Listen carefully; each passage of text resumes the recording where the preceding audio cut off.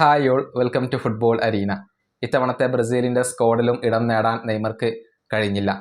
World കപ്പിനുള്ള സ്ക്വാഡിൽ അദ്ദേഹത്തെ Ancelotti ഉൾപ്പെടുത്തുമോ എന്ന കാര്യത്തിൽ യാതൊരുവിധ വ്യക്തതകളും ഇല്ല. ഇത് നെയ്മർ ജൂനിയറെ മാനസികമായി ബാധിക്കുന്ന ഒന്നാണ്. കാരണം നെയ്മറുടെ ഏക ലക്ഷ്യം വേൾഡ് കപ്പിൽ കളിക്കുക, മികച്ച പ്രകടനം പുറത്തെടുത്തുകൊണ്ട് വേൾഡ് കപ്പ് നേടുക എന്നുള്ളതാണ്. പക്ഷേ ആഞ്ചലോട്ടി ഇപ്പോൾ അതിനൊരു തടസ്സമായിക്കൊണ്ട് നിലകൊള്ളുന്നു എന്നുള്ളതാണ് വസ്തുത.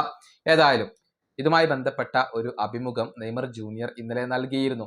ഇതിൽ ഒരൽപ്പം ഇമോഷണൽ ആയിക്കൊണ്ട് അദ്ദേഹം സംസാരിക്കുന്നുണ്ട്. ഇത് ഒരുപക്ഷെ തൻ്റെ അവസാനത്തെ വേൾഡ് കപ്പ് ആയേക്കാം, തൻ്റെ കരിയർ അവസാനിക്കുകയാണ്, തൻ്റെ കരിയറിന് ഇനി അധികം ആയുസൊന്നുമില്ല എന്നുള്ളത് നെയ്മർ തന്നെ തുറന്നു പറഞ്ഞിട്ടുള്ള ഒരു കാര്യമാണ്. കൂട്ടത്തിൽ ബ്രസീലിയൻ ദേശീയ ടീമിലേക്ക് മടങ്ങിയെത്തുന്നതിനെ കുറിച്ച് അദ്ദേഹം ഒരിക്കൽ കൂടി സംസാരിക്കുകയും ചെയ്തിട്ടുണ്ട്.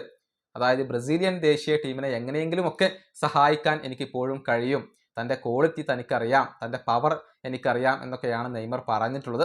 അദ്ദേഹത്തിൻ്റെ വാക്കുകൾ ഇങ്ങനെയാണ്: ബ്രസീലിയൻ ദേശീയ ടീമിനെ സഹായിക്കാൻ എനിക്ക് കഴിയും, ഏതെങ്കിലും ഒരു രീതിയിൽ ഞാൻ ബ്രസീലിനെ സഹായകരമായിരിക്കും.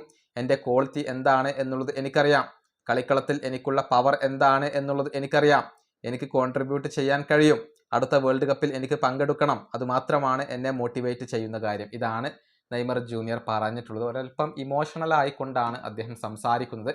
കാരണം നെയ്മറുടെ ഏക ലക്ഷ്യം അത് വേൾഡ് കപ്പ് മാത്രമാണ്. അതിനു വേണ്ടിയാണ് നെയ്മർ ഇപ്പോൾ ഹാർഡ് വർക്ക് ചെയ്യുന്നത്. നെയ്മറുടെ ആ ഒരു റിയാക്ഷൻ വീഡിയോ ഒക്കെ പുറത്തു വന്നിരുന്നു.